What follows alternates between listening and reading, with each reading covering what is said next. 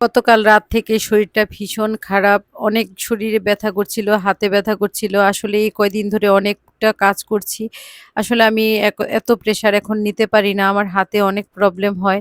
আজকে প্রায় ১০ দিন আমার হেল্পিং হ্যান্ড আসে না। তার উপরে চৈত্র মাসের কাজ। সবকিছু মিলিয়ে বেশ অনেকটা অসুস্থ হয়ে গেছি। সকালে উঠতে একদম ইচ্ছে করছিল না। কিন্তু কিছু করার তো নেই। হাসব্যান্ড হয়তো অফিসে ব্রেকফাস্ট করতে পারবে। কিন্তু ছেলে-মেয়ের তো টিফিন দিয়ে দিতে হবে, ওদেরকে কিছু খাইয়ে দিতে হবে। ওদেরকে ডিম আর পাউরুটি দিয়ে একটু খাইয়ে দিলাম। আর আমার হাসব্যান্ড হচ্ছে রুটি খেয়ে গেল। আর আমার নিজের জন্য গতকালকে রাতেই আমি কিছু ছোলা ভিজিয়ে রেখেছিলাম। একটা চটপটা বানাবো বলে। তো ছোলাটাকে আমি একটু সিদ্ধ করে নিয়েছি। তোমরা চাইলে কিন্তু ভিজানো ছোলা দিয়েও এই খাবারটা খেতে পারো। আমার কাছে ভিজানো ছোলাটা খেতে ভালো লাগে না, তাই আমি একটু সিদ্ধ করে নিয়েছি। এই রেসিপিটা কিন্তু আমি একটা ডায়েটিশিয়ান এর পেজ থেকে নিয়েছিলাম।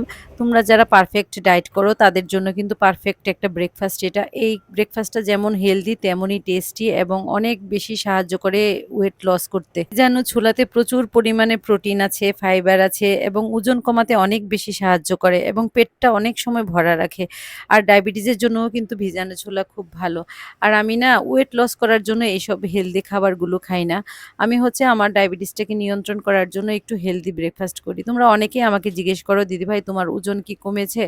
আমার ওজন একই আছে কিন্তু আমার ডায়াবেটিসটা যেন না বাড়ে, এক জায়গায় থাকে সেইজন্যই আমি আসলে একটু হেলদি ব্রেকফাস্ট করার চেষ্টা করি।